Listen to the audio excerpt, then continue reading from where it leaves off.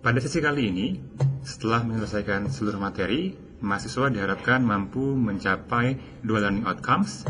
Yang pertama adalah mampu menjelaskan mengenai konsep dari metodologi riset, dan yang kedua adalah mampu mengidentifikasi tahapan-tahapan dari proses riset. Dan sesi kali ini, kita akan membahas mengenai theoretical framework. Mata kuliah ini, seperti kita ketahui, akan membahas mengenai bagaimana cara kita menyelesaikan sebuah penelitian yang dimana setiap mahasiswa pada nantinya akan menyelesaikan sebuah skripsi. Seperti sudah dibahas pada pertemuan sebelumnya, sebuah penelitian diawali dari yang namanya area studi atau area kajian, di mana dari sini kemudian diawali menentukan area apa yang akan menjadikan topik penelitian. Apakah misalkan sebuah area organisasi, manajemen operasional, keuangan, atau lain-lainnya. Kemudian setelah menentukan domain of study atau area kajian, peneliti atau mahasiswa diharuskan melakukan yang namanya literature review, di mana di sini proses untuk mendapatkan, membekali diri mengenai pemahaman atau teori-teori terkait dengan domain studi yang telah ditentukan sebelumnya. Kemudian, dikerucutkan kembali untuk menentukan sebuah problem atau masalah penelitian. Rumusan permasalahan inilah yang akan menjadi dasar untuk menjadi topik penelitian atau topik skripsi. Untuk menyelesaikan skripsi, setelah diketahui problem, maka diperlukan suatu kerangka berpikir atau yang kita sebut dengan theoretical framework. Apa itu theoretical framework? Secara definisi, theoretical framework itu adalah sebuah kerangka yang merepresentasikan kepercayaan atau pemahaman sang peneliti mengenai bagaimana sebuah fenomena, sebuah variabel atau sebuah konsep saling berhubungan satu dengan lainnya, dan menjelaskan kenapa pemahaman tersebut membentuk hubungan antar variabel tersebut yang dikaitkan dengan sebuah teori yang ada secara akademik.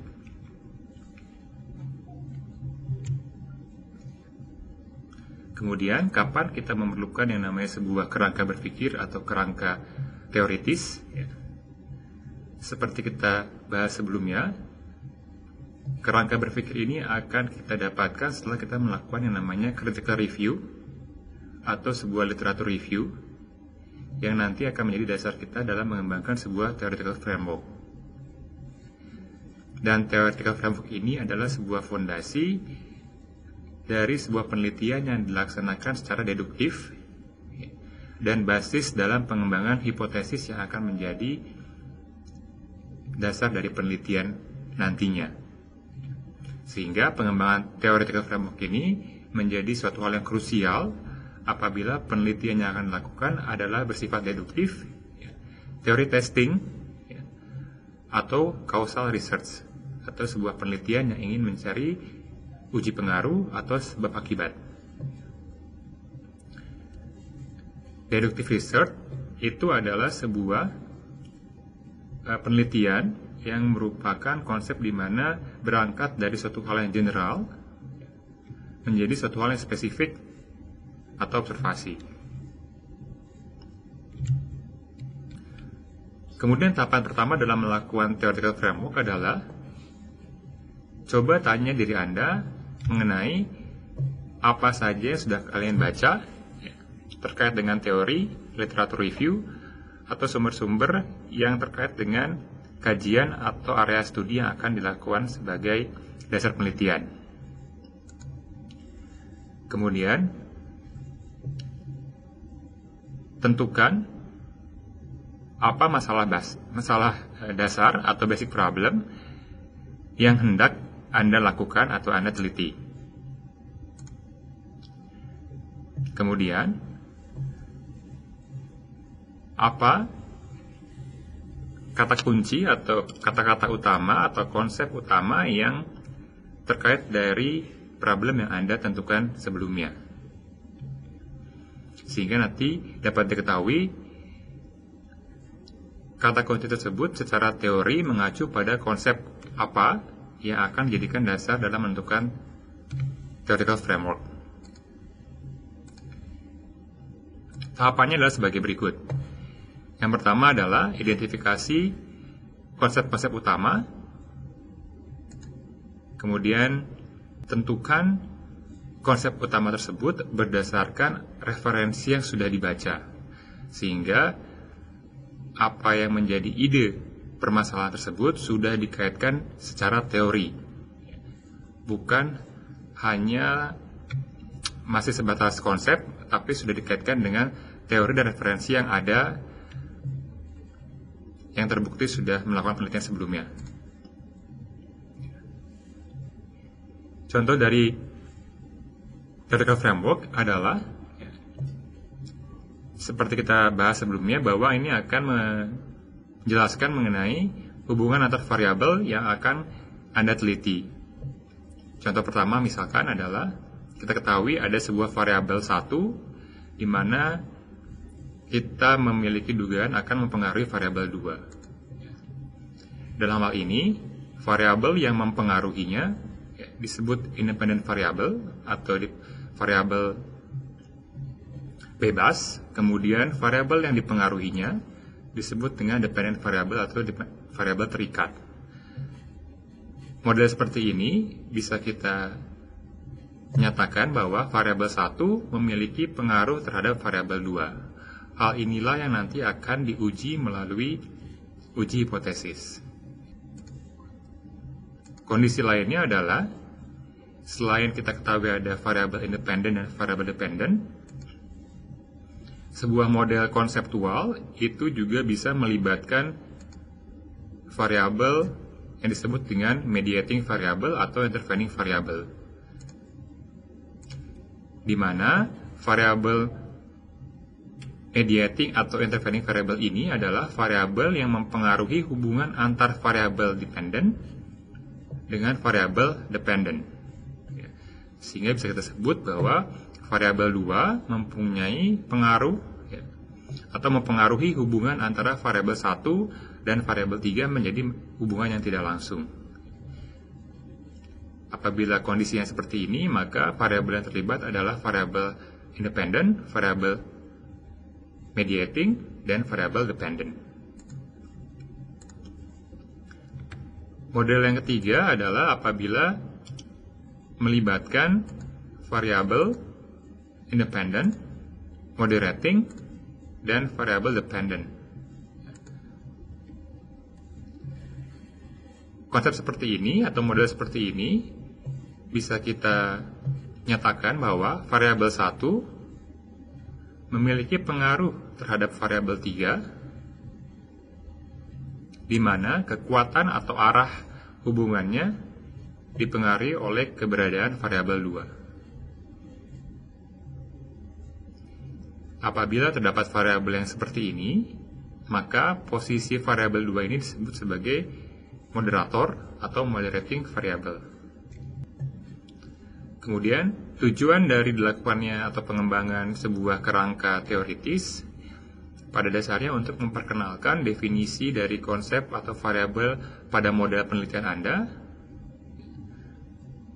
Kemudian, mengembangkan sebuah konseptual model di mana yang sudah mengakomodir atau didukung oleh teori-teori yang relevan, sehingga nanti hipotesis dari hubungan yang Anda bangun melalui model Anda sudah didasari oleh sebuah penjelasan teori. Ini tahapannya. Dari theoretical framework inilah nanti kita akan bangun yang namanya sebuah hipotesis. Kemudian, setelah kita mempunyai yang namanya theoretical framework, sekarang yang akan dilakukan adalah bagaimana kita mengembangkan hipotesis sebagai bahan yang akan diuji melalui penelitian yang akan dikerjakan nantinya. Oke, hipotesis pada dasarnya adalah sebuah prediksi terhadap hasil dari penelitian. atau biasa disebut sebagai dugaan sementara, di mana hipotesis ini akan menjelaskan hubungan antar variabel-variabel penelitian, dan sebuah hipotesis yang baik adalah hipotesis yang jelas, spesifik, dan dapat diuji. Secara prakteknya, terdapat dua tipe hipotesis. Yang pertama adalah directional hypothesis, dan yang kedua adalah non-directional hypothesis. Perbedaannya terdapat pada untuk directional hypothesis, dalam hipotesisnya hubungannya juga dicantumkan mengenai arahnya. Sehingga apabila kita lihat contohnya, di sini dugaan antar hubungan variabelnya terdapat unsur arah dari hubungan tersebut. Misalkan lebih tinggi, atau lebih rendah, seperti contoh yang pertama. The greater the stress experience in the job, the lower the job satisfaction of employee. Semakin tinggi tingkat stres sebuah pekerjaan, maka akan semakin rendah kepuasan bekerja karyawannya. Di sini adalah sebuah contoh hipotesis di mana melibatkan arah hubungan.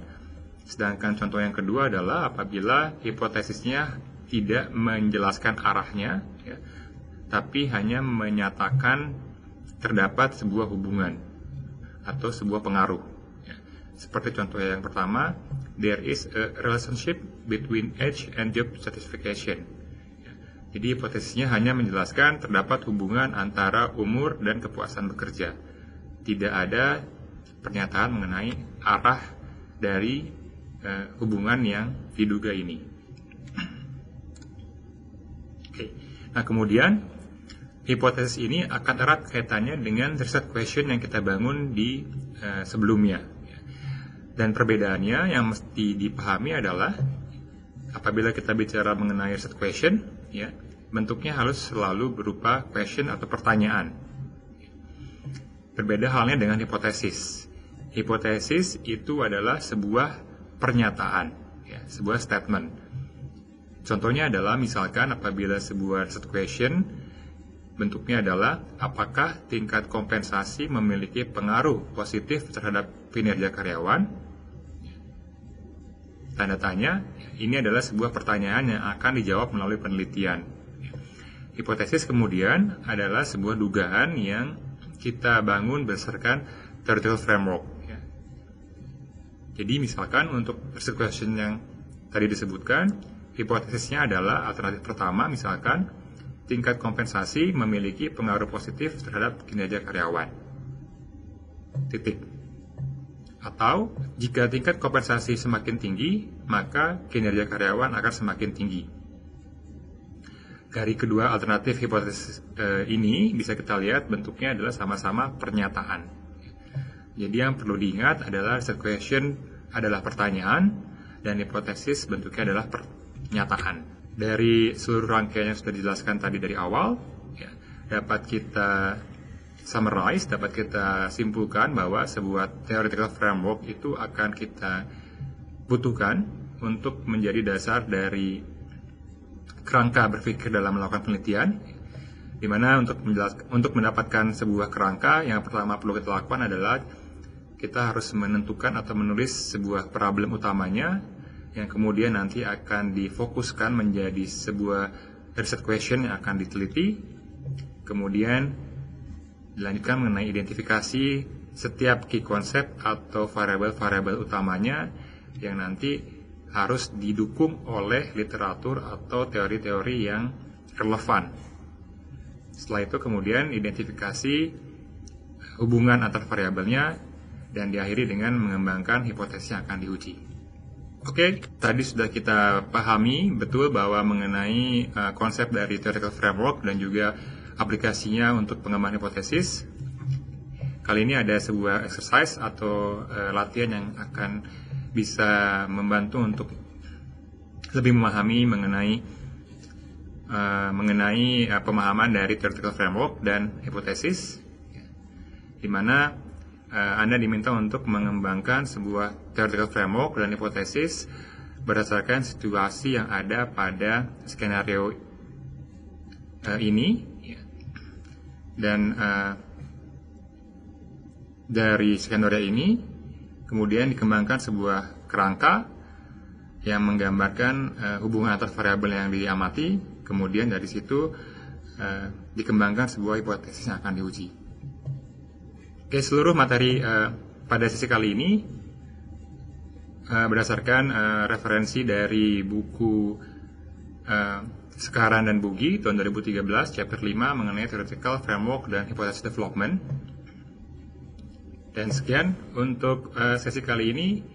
Semoga seluruh materi dapat dipahami dengan baik dan pemahaman mengenai theoretical framework dan hypothesis development semakin bisa dimengerti. Terima kasih.